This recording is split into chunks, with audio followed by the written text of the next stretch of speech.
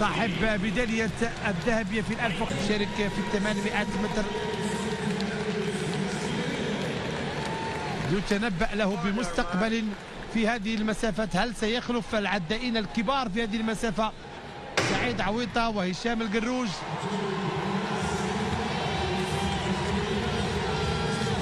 انطلاق المسابقة، الرقم القياسي العالمي في حوزة الكيلي دافيد روديتشا بدقيقة 40 ثانية 91 جزءا من الثانية، وكان قد سجل في لندن ضمن الدورة السابقة. 800 متر، حاولت الخروج البرازيلي لدافيد كليبرسون، ومراقبة للسباق من قبل الجزائري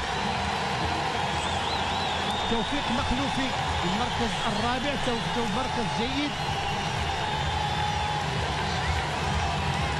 الأهم في هذه المسابقة هو التأهل.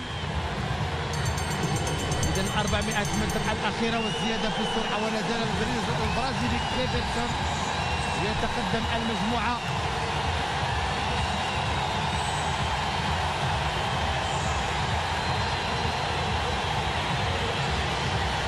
كليبرسون لكن بوس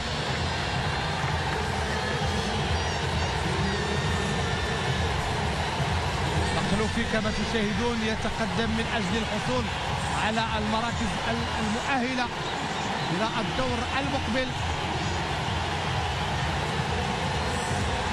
مخلوفي بالسرعة، واعتقد أنه سيتفوق، والأهم بالنسبة له كما قلت في هذه المسابقة هو ضمان التأهل إلى الدور المقبل.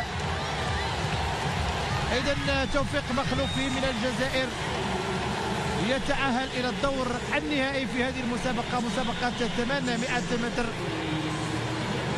أمامنا على الصورة دقيقة 43 ثانية و86 جزءا بالمئة من الثانية في هذه المسابقة، أمام بيير أمبواس بوس من فرنسا الذي حل في المركز الأول بدقيقة 43 ثانية و85 جزء بالمئة من الثانية، متبوعا بالجزائري توفيق مخلوفي